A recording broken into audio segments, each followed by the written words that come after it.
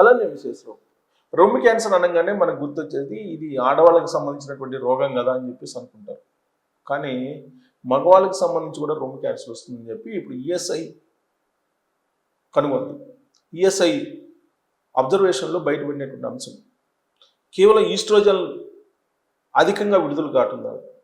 Oestrogen లిమిటెడ్గా release కావాలి, కానీ రిలీజ్ కావడానికి ఎంత కావాలో అంతకంటే మించి రిలీజ్ అయిన కారణంగా మగవాళ్ళల్లో ఈ రొమ్ము క్యాన్సర్ అనేది వస్తుందని చెప్పి ఇప్పుడు ఈఎస్ఐ వైద్యులు చెప్తూ ఉన్నారు. ఒక 15 మంది 2019 నుంచి 2025 మధ్యలో 15 మంది అక్కడికి వస్తే వాళ్ళు అబ్జర్వ్ చేసినటువంటి లక్షణాలు గమనించి రొమ్ము క్యాన్సర్ అని చెప్పి గుర్తించారు. సాధారణంగా రొమ్ము క్యాన్సరు ఎక్కువగా లేడీస్కి వస్తుంది. వెంటనే మొదటి దశలోనే కనుక క్యాన్సర్ కనుక్కుంటే ఎక్కడైతే ఆ రొమ్ము క్యాన్సర్ అనేది ఉంటుందో అక్కడ ట్రీట్మెంట్ చేస్తే తగ్గిపోతుంది. కానీ అది స్టేజ్లు పెరిగిపోతుంటే కనుక ట్రీట్మెంట్ చేయడం కూడా కష్టం అవుతుంది.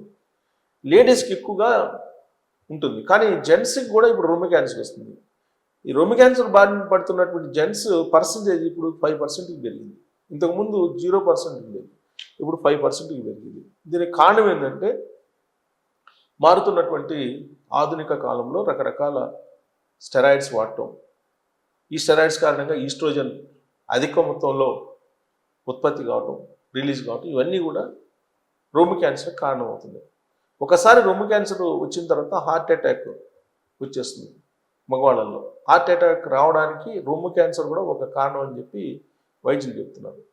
సో శాస్త్రీయపరంగా చూస్తే వీళ్ళు దాదాపు 15 మందిని అబ్జర్వ్ చేస్తే వీళ్ళంతా వయసు 31 నుంచి 74 మధ్య వయసులు, ఈ వయసులో ఉండేటట్టు వస్తుందని చెప్పి చెబుతున్నారు.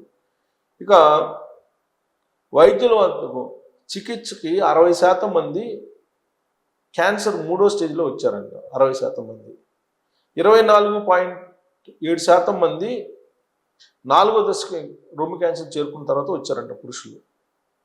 13% మంది మాత్రమే ప్రాథమిక దశలో వచ్చారంట. అందుకే రొమ్ము క్యాన్సర్ అనేది లేడీస్కి సంబంధించింది కేవలం కాదు, అది పురుషులకు సంబంధించింది కూడా అనేది తెలుసుకొని మీరు రొమ్ము క్యాన్సర్ని ఒకసారి చెక్ చేయించుకోండి అని చెప్పి ఈఎస్ఐ వైద్యులు చెప్తున్నారు. ఇక 40% మందిలో HER2 పాజిటివిటీ కనిపించిందంట. 80% మందిలో హార్మోన్ రిసెప్టర్ పాజిటివిటీ. ఈ కారణాల చేత వాళ్ళకి వస్తుందన్నమాట.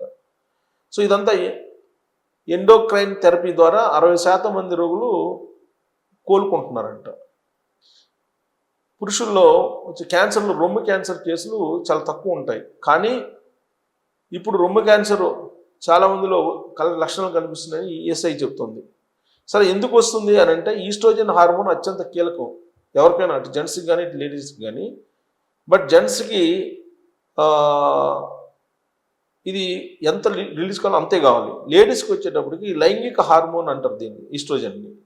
పురుషుల్లో కూడా ఈ హార్మోన్ కొద్ది మొత్తంలో ఉంటుంది. ఇది సాధారణ స్థాయికి ఉండాలి, కానీ అత్యధికంగా విడుదలవుతుంది.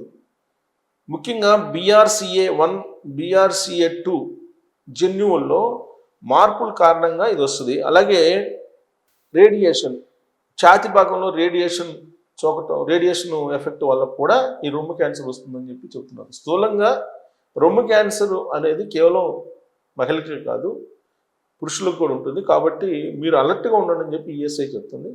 మరి దీని మీద మీరు కామెంట్ చేయొచ్చు. Thank you.